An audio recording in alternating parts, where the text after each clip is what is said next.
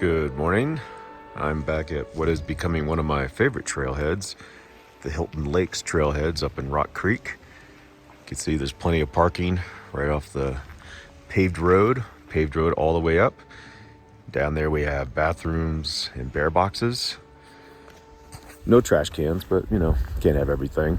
But you can put your trash in the bear box and get it on the way out, so you don't have to worry about that. Should be a good day. Partly cloudy forecast, and the idea, we'll see if it happens, is to get up to Mount Stanford today and maybe Hilton Peak if I'm feeling sassy. So they both should be class 2 all the way, and I want to scout out Mount Morgan. Probably won't have enough time to do that today, but since it's October and it'll get darker earlier. But I'll scout it out. It looks like there's a nice traverse over there, so we'll see what kind of trouble I can get into.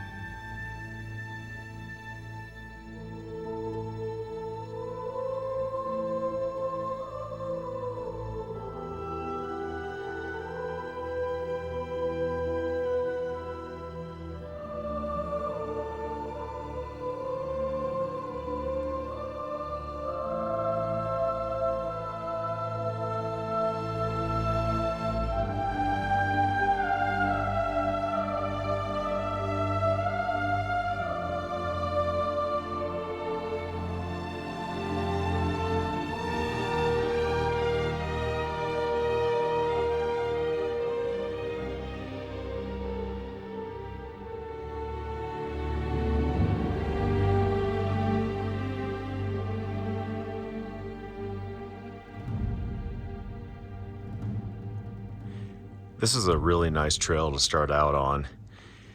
I'm at the edge of the John Muir Wilderness, but this trail is it's pretty flat, minimal uphill, so you really get a chance to get your heart rate pumping and get ready for the hike.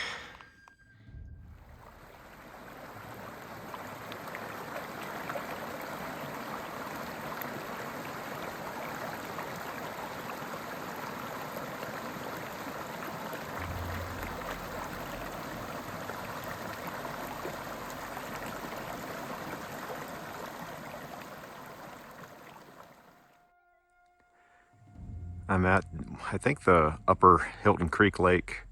Not sure which number it is. That's Mount Huntington in the middle. Almost got a still lake. And I'm going right up that valley.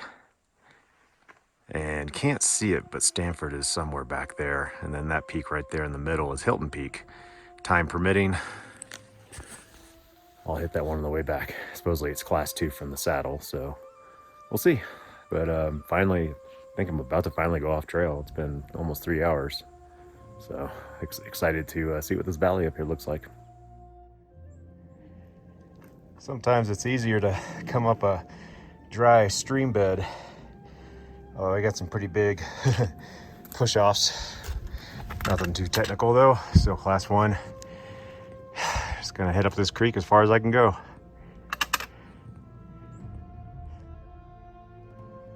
Well, it's been interesting coming up these rocks and dry creeks. Got slapped in the face by a twig pretty hard. Whew. And I'm not even that far up, but there's the last upper Hilton Creek Lake. That's Patricia Peak right there. And an unnamed peak to the right. I was up on both of those a couple weeks ago. Oh, no, don't. Drop my pole. Didn't want it to go all the way down. That would have been bad. At about 10,500 feet and getting my first good view of Stanford. right there in the middle, that little triangle shaped peak. And then there's a saddle below there that looks kind of interesting. And then that's Hilton Peak right there. And that ridgeline going up supposedly is class 2. Boy, this approach just goes on and on. I'm getting closer. Initially I thought that was the way to go, but now I'm thinking right there is better, and I think that's where the GPX points actually go. So, looks like I got a semi-clear path up there. Whew, I'm gonna sound like an obscene phone caller. I'm breathing heavily. It's a real cool valley. This valley was actually the reason I wanted to come up here after seeing it from Patricia Peak. It's gonna be a lot more fun going down, but it's been class 1 the entire way. I mean, there's no trail, but choose your own adventure. It's been easy. No climbing yet. And I'm about to get to, I'm just gonna go straight up here, this ramp. Okay, so this has been the most challenging part so far, but just from an endurance standpoint, it's loose though and steep. Probably should have put my micro spikes on just to give myself more traction. I will on the way down. I pretty much followed that little chute up, and it was surprisingly hard, not so soft, which actually made it harder because I didn't want to slip. And I keep on dropping my pole. And that's the saddle up there.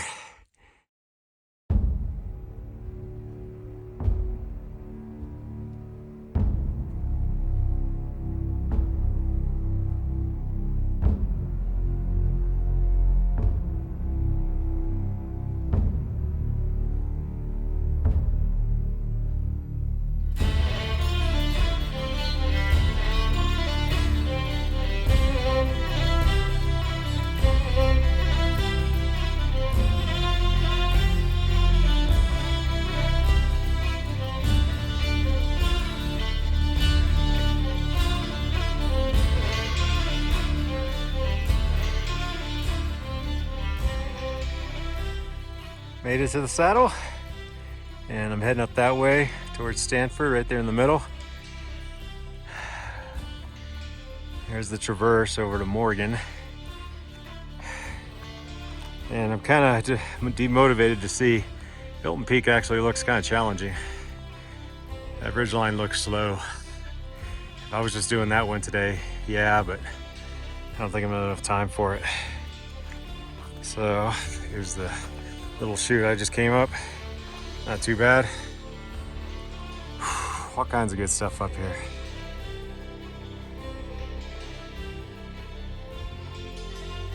Almost on the final push. That's not the peak right there. It's right behind it. So I'm gonna go straight up the gut here. Doesn't look to be too bad. Just endurance. And then that's the traverse over to Morgan Peak, which, man, looks like a lot of fun, but I don't think I have enough time to try that today. And then the backside of Morgan over there looks pretty steep. It's like a 30-degree slope. Whew, man, I'm going slow now. Coming up this bowl. It's not technical, it's just endurance. Having to stop a lot. Whew, I could see Patricia Peak and Pointless Peak from here, and Morgan, and Ram Valley Peak. 4 peaks I've done. Nice. Okay, should be right up over there. I just got about another 200 more feet to go. Having to stop a lot. Not because it's difficult, just because I'm tired. I'm definitely, body's ready to stop the uphill. All right, 40 to 60 steps, stop. Rinse, lather, repeat.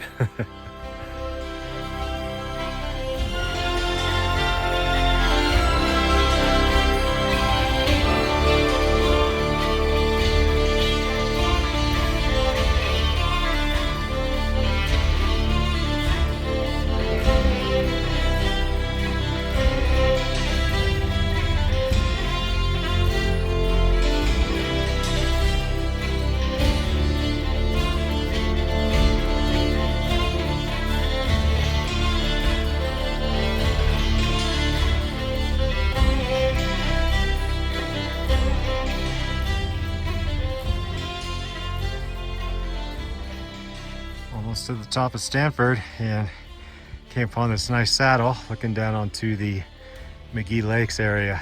Wow, it's so beautiful. There's Mount Aggie and Morrison. Bloody Mountain in the distance, and over there is the Traverse over to Morgan Peak. Looks like a lot of fun, but won't have enough time today. It's almost 12:30, and that's the top of Stanford. Almost there. Talk about a long way down. It is quite unnerving to look down this. I mean, that is probably 2,000 feet. This is an amazing view up here.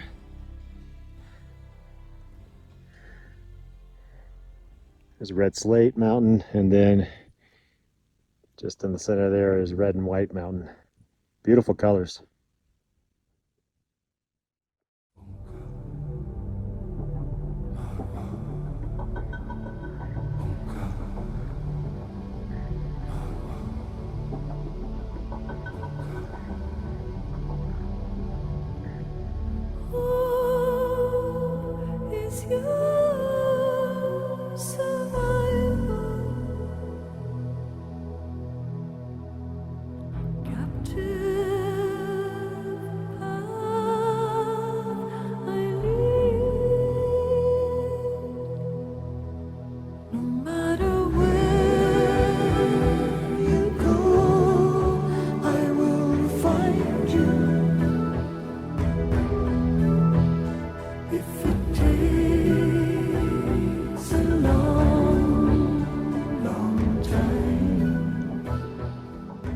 On top of Mount Stanford, approximately 12,850 feet. And I had to scramble to get up here, do some class 2, maybe even some mild class 3 moves.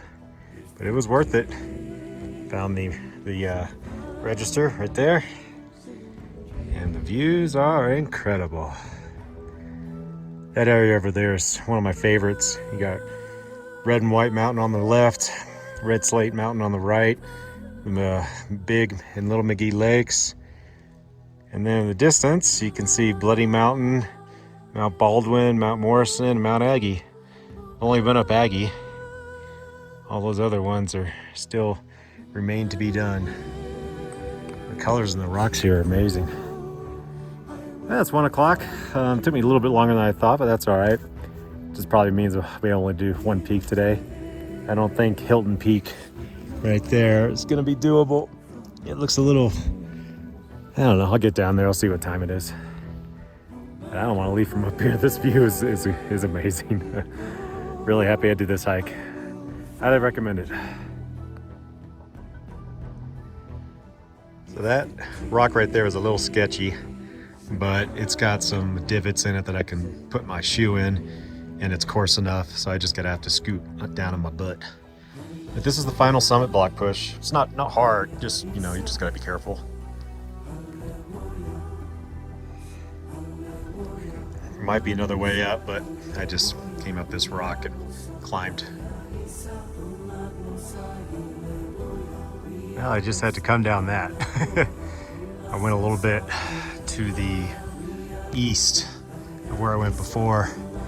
I went up that way where the dry creek bed was, but I wanted to come over further to try to avoid that. And I came up there and I had to kind of skirt around and had some precarious moves, more just because of the bushes, but it all worked out.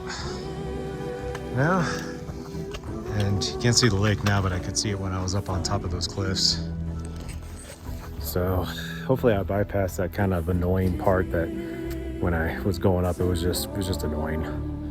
A lot of vegetation. So far so good. Just had to do a little bit more down climbing than I thought.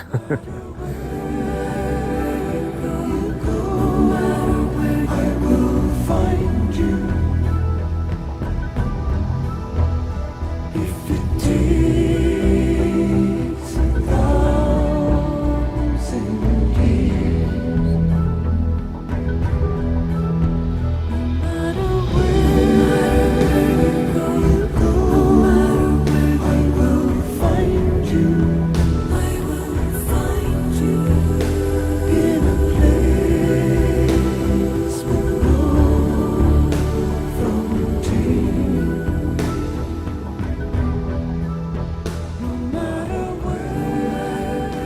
Okay, I'm back at the car. That was a long one. About almost 12 hours, well, 11 and a half hours. And didn't rain on me too much, just sprinkled a little bit, even though there's a lot of clouds, a lot of moisture in the air. But it was a great hike. Wasn't too hard in terms of technical stuff. You know, class 2, maybe some class 3 moves right at the very top, but I'd be remiss to even say that. But this is a really nice one, and the views, oh my God, from the top were just amazing. So you can look all the way down into McGee Creek area. You can see Red Slate Mountain. Dropping my poles again, theme. Red and White Mountain, and I wish it had been more sunny because the colors of the rocks there, all the reds, would have popped more. So maybe I'll go back and hit Morgan and do that traverse when it's a little more sunny outside so I can see those colors. But it's a great hike. I highly recommend it, and it's a great, 12.8K mountain to climb. Until next time.